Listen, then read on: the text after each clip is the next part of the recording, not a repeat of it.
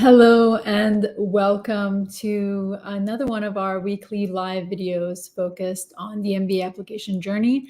I am Susan Barashai, founder of C Admissions, a boutique admission coaching firm focused on supporting MBA applicants who are targeting top 20 business schools. Every week, I host a new video focused on the MBA application process, MBA application journey, questions related to essays, all things focused on the MBA. If this is part of your journey, or if you know someone who is on this journey, I invite you to subscribe to our channel or share our channel with those in your community. We are firm believers that we succeed collectively. There is no competition. We are our own competition ourselves.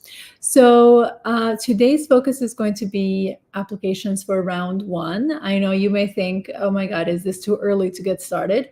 But the reality is time flies, and each one of you that are applying to MBA programs have other responsibilities and other commitments. So you may have a full-time job, you may be planning a vacation in the summer, you have extracurricular activities that you are a part of, and also other obligations that may not be professional in nature at all.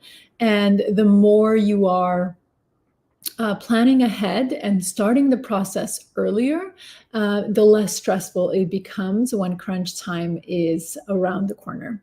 So today we're going to focus mostly on that planning the next about 6 months or so.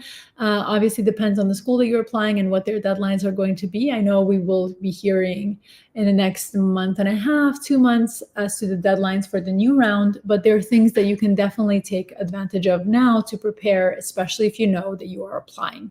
And we'll talk about those today.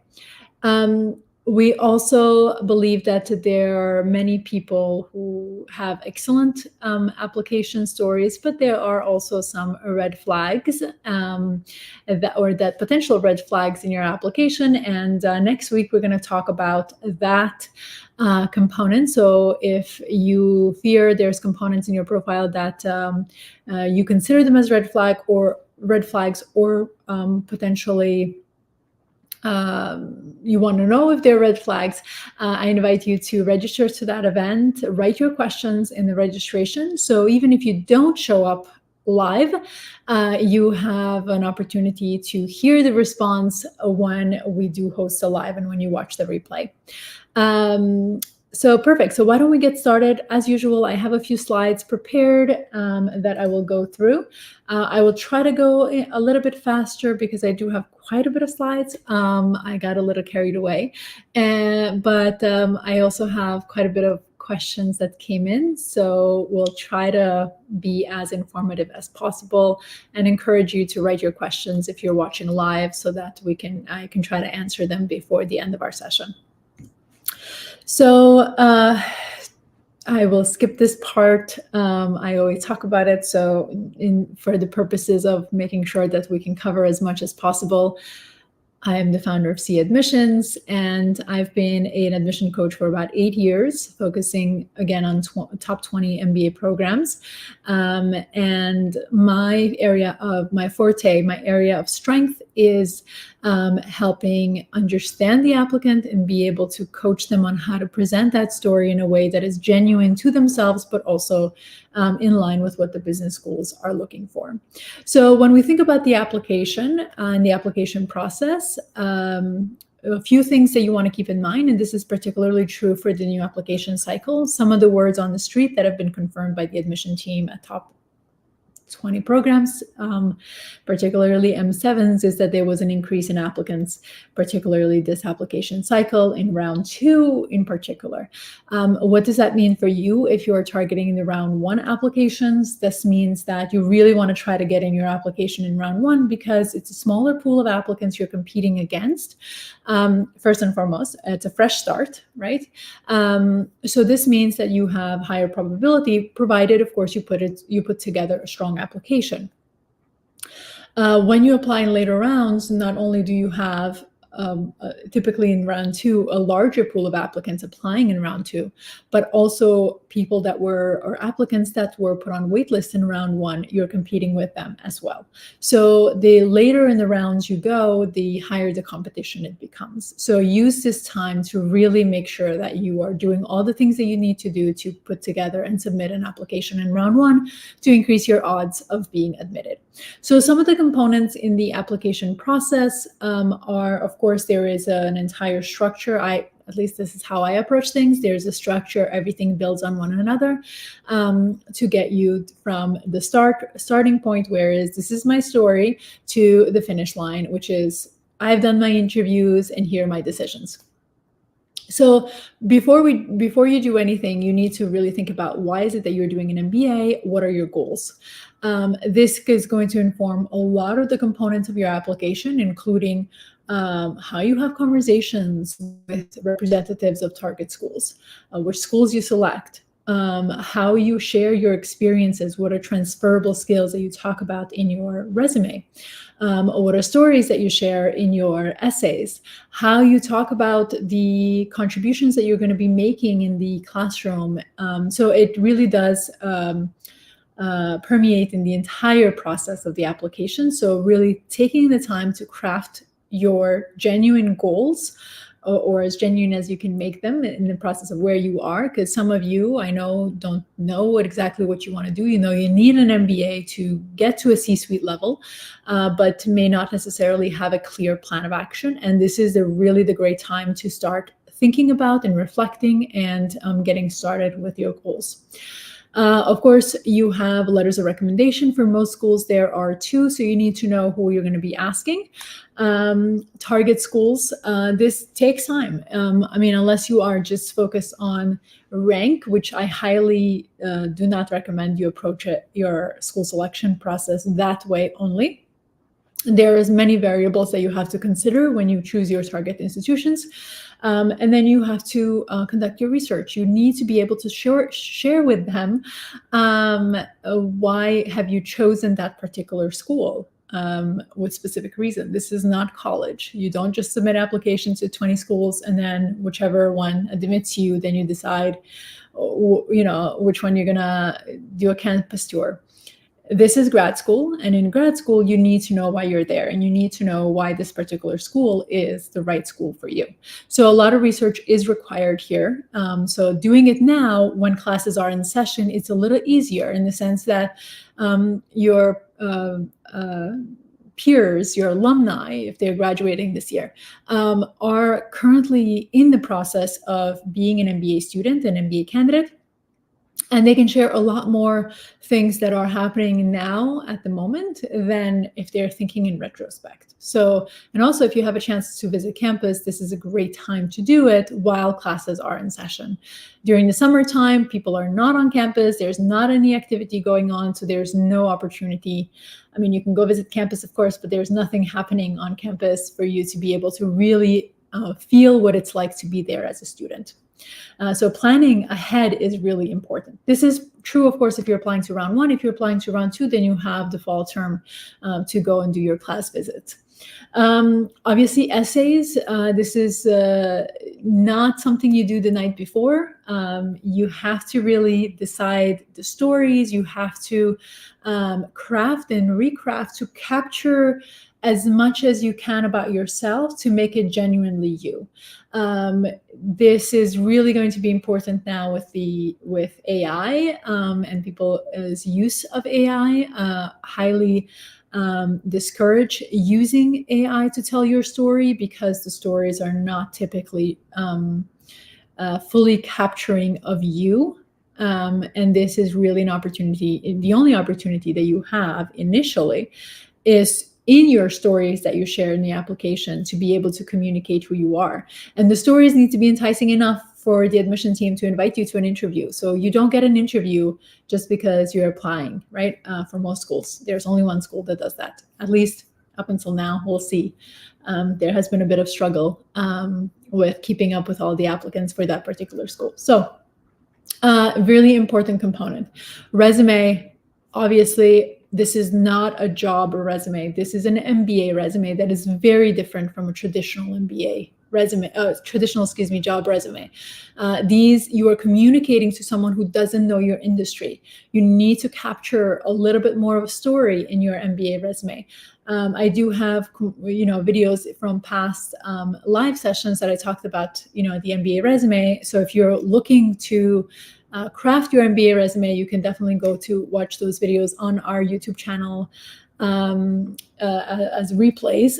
Excuse me. And if you're looking to have support in this process, definitely feel free to reach out to us at cadmissions.com and talk with me essentially about how I can support you in crafting your story and telling your story.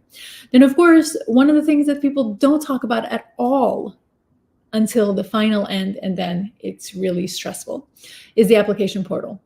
US schools, some of them have more than others. European schools, if you're targeting those, they have a lot of questions in the application portal that are short answer.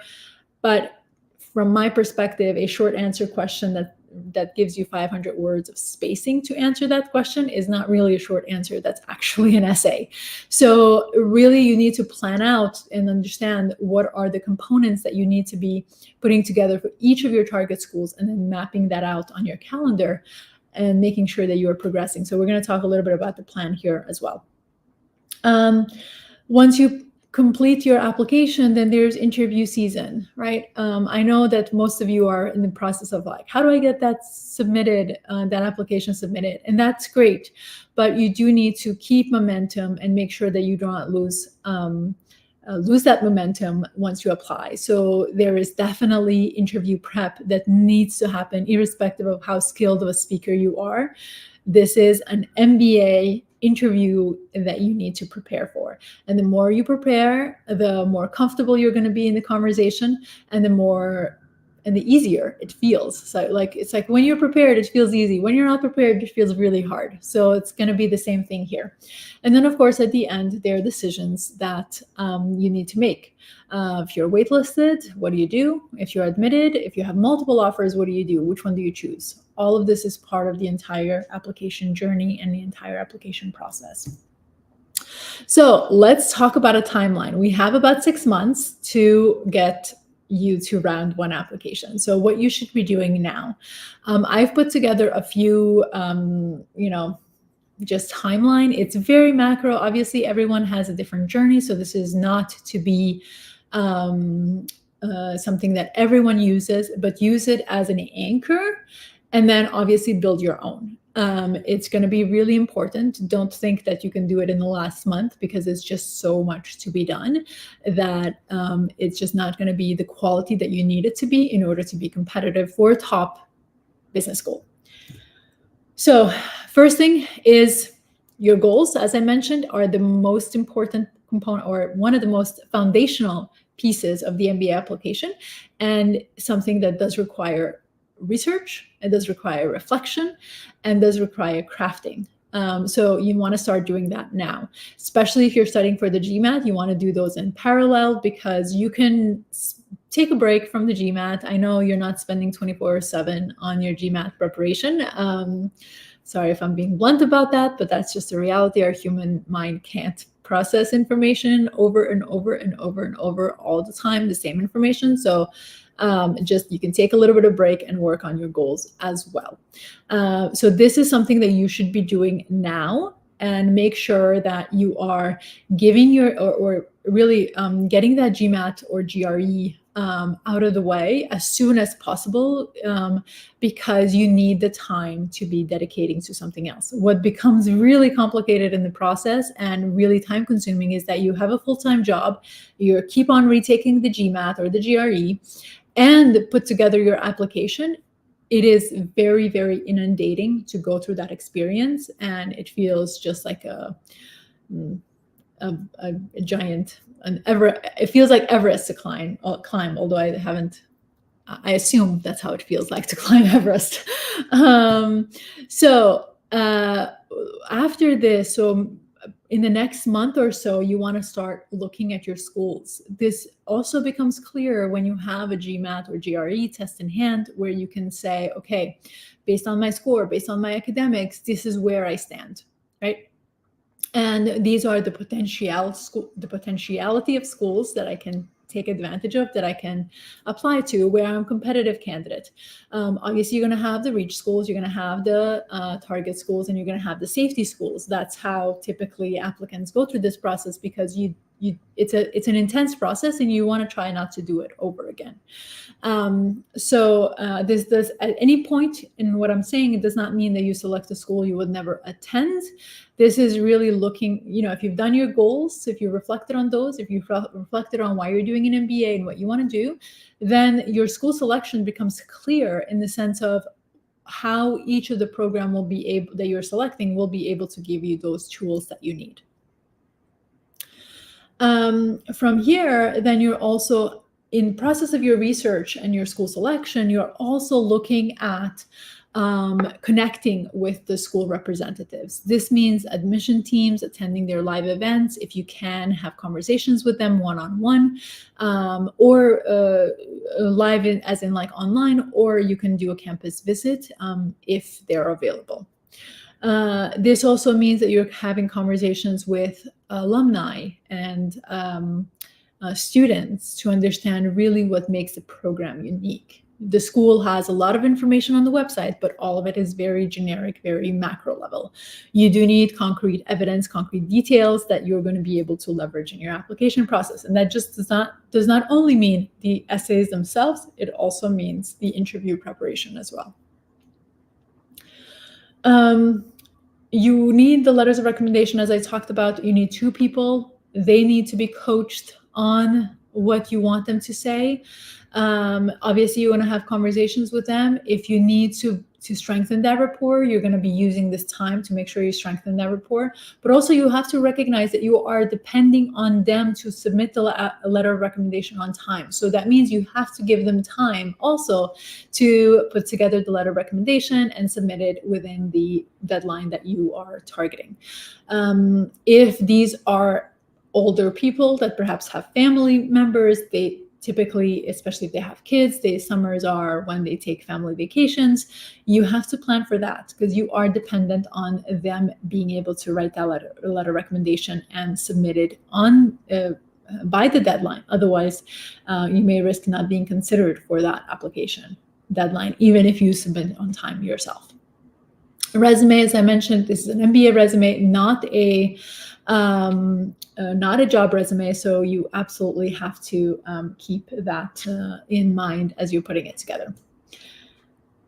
Essays, about 3 months before the target deadline, you're going to want to start crafting those essays. You are going to be applying to multiple schools, which means multiple drafts for each schools and multiple essays. And obviously each one of them will have to be customized for that individual institution. So 3 months may seem like a lot of time, but it's not if you're applying to 5 schools, 6 schools. It's not a lot of time, right? Because you obviously, again, have a lot of other responsibilities in addition. As you approach the target deadline, so about 2 months in advance of the target deadline, you're going to want to start also completing those letters, application portal short answer questions. It's a lot of tedious work. It's a lot of work. So you want to give yourself time. You also don't want to have an extremely polished essay, extremely polished resume, and then your application portal looks like it was drafted 2 hours before the deadline. Obviously, it needs to be consistent across the board, and that also requires time as well. And then before your, a couple of weeks before the target deadline, you want to go in and have conversations with your recommenders. So this needs to be planned. If you haven't sent them the letters of recommendation in advance, then obviously they haven't had time to put together those letters of recommendation. So you need to plan this out, make sure that you give them also time to write it, but then also follow up with them, remind them that this is the time for them to submit those letters of recommendation. And obviously the final application review, you are working on multiple applications at the same time. And sometimes things get a little bit confusing when you think that you have already shared something with some schools, but you haven't shared it with others. So you really need to be able to zoom out step back and look at your entire application, look at it as a mosaic of different components, and how do those pieces communicate your experiences, what you bring to the table. Obviously, as I mentioned, interviews are not guaranteed. For you to be invited for an interview, you do need to have a compelling enough application for them to say, yeah, we see you as a really strong candidate for our program. And the way you put together your application is going to be indicative of that. This goes only until the deadline. And then, of course, you're going to start the preparation for your interview, and that should start immediately so that you are still in the flow of things and you do not lose momentum. There's a lot of preparation for interview as well, but we will have more sessions to discuss those as well in the future. So I'm going to move to questions. I know we only have about 10 minutes left. And again, I encourage you to go back to this presentation and think about how you're going to map those components that you need to be working on in your own itinerary and your own planning for applications to round one. So I'm going to stop sharing screens and move to questions.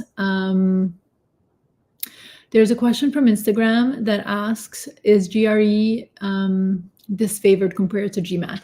No, actually they are, admission teams are agnostic to which test you submit. I always recommend that you go with the test that is easiest for you. There's a lot of components that you need to put together a strong application, and you don't really need to prove anything to anyone by focusing on a very difficult test that you are not good at. So I always suggest you, if you haven't sat for the GMAT or the GRE, that you do a mock on both raw, see where you are more naturally inclined to perform better, and then go with that one and prepare. And obviously you need a competitive score for both, but that allows you to at least make it a little bit easier on yourself to not have to take it 5 different times before you submit your application. Excellent. Hello, we have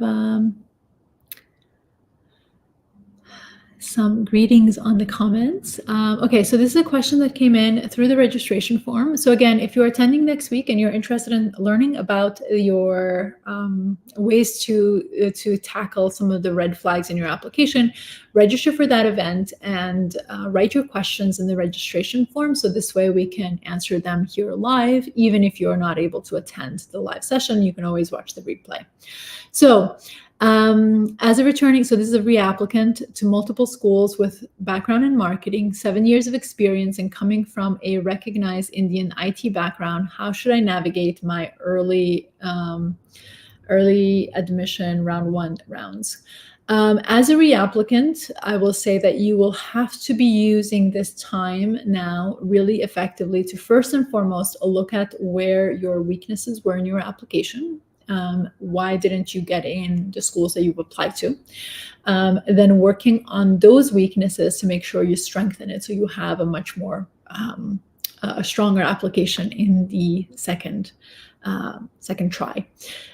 Schools will ask you what has changed since you last applied, so you have an extra essay to write. And this is about the reflection of what did you learn from this experience that you've just had, i.e. the rejections that just happened, but also how did you grow from it? Everyone experiences setback, and this is just a setback. Your rejections are just a setback. How you grow from it, what you learn from that experience, and how you move forward to make sure that you have success in the future. Those are the lessons that you need to learn, and you need to reflect those in the application. So whatever your profile is, I would say you want to start developing that as you prepare your new application. Excellent. Next question. What are effective strategies for managing application deadlines? I will say that obviously you want to start early. So that's the first and foremost. Go back to this presentation and look at the timeline and map out the different components. Recognize for everything that you're doing, you will have multiple iterations, multiple drafts, which means that you can't expect to be finished with your resume in 1 week. You need to work on it, set it aside, rework it, and so on and so forth until it really captures what it is that you have experienced and what value you bring to the classroom. And the same thing happens with the essays and all the other written components of your application. So that's the first component. Then I would say look at, okay, sometimes applicants choose, and this is obviously personality dependent and how you work best. But obviously you want to look at the schools that have the earliest timeline and make sure that you give yourself enough time to work on those. The first application is always going to be the most difficult because you're starting from zero every single time. And then the other ones become slightly easier. Not easy, but slightly easier. And make sure that you're mapping those out, deadline, and then obviously complexity as well, to make sure that you, again, make the most out of that submission. Excellent. What additional considerations are there for international applicants during the admission process? Unfortunately, there's no additional consideration other than the fact that you have to apply in either round 1 or round 2 for international applicants because you do need the visa. And if you have attended a non-speaking for most schools, so check this for each school that you're applying to, but for most schools, if you have attended and graduated from a non-English speaking undergraduate institution, you will also need the English proficiency exam completed, and that has to be competitive, of course, for the schools that you're applying to. So you have a little bit of extra work and also a shorter timeline. I would strongly encourage international applicants, particularly those that are in overrepresented pools of candidates, to target round 1. You have higher chances of admission. If you don't have success in your first round, you also have second round to target other additional schools. Whereas if you apply in second round, you don't have other options after that. Okay. All right, last questions. What are the implications of applying in round 1 versus later rounds in terms of admission chances? I mentioned this a little bit earlier. Essentially, with this past round that we are still finalizing the decisions, we have seen a drastic, like 30% increase in applicants, which obviously means that the round was much more competitive than typical. So I would say round 1 is always a better option. There's fewer applicants applying. You have again, the assumption here is that you have a strong application. If you don't have a strong application, if you don't have a competitive test score, apply when you have a competitive test score, when you have a strong application, right? That's the important takeaway here. So just because you apply in round 1 and not a strong application, it will still yield the same results, right? So that's a given.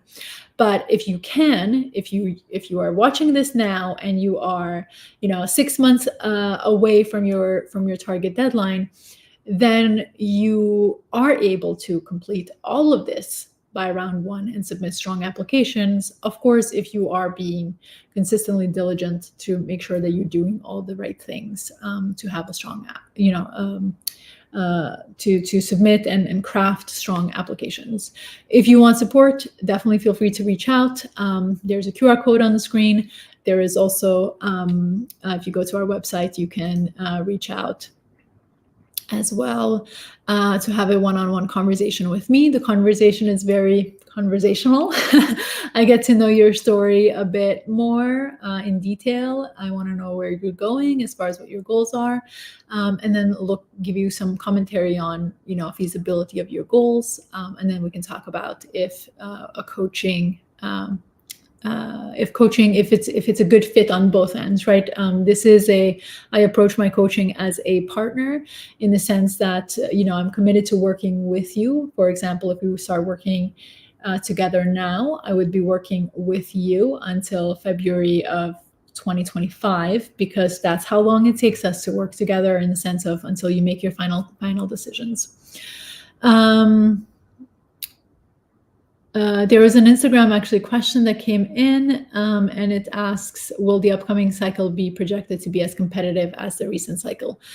I believe it is going to be. Anytime that there is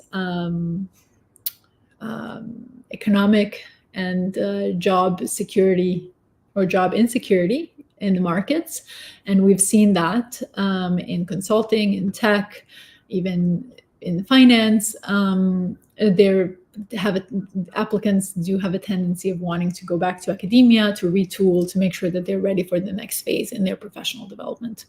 So the projections, at least for what we know right now, it's that it's going to be competitive, but obviously we have to keep a lookout on what's happening in the job market as well as in political scene that is going on right now. So with that, I invite you to register to our next week's live session. If there is going to be, if you go to our, so depending on where you're watching, so if you are on YouTube, there's a comment rather with a link on Facebook as well. If you're watching from Instagram, if you go to the link in bio, you can look at our events there and register. We have some interesting additional events that will be happening in April. I'm so excited to be sharing those. So keep an eye out for new events that are different than our traditional ones. And we'll be sharing more about those as we get closer. So thank you again for watching, and I look forward to seeing you next week.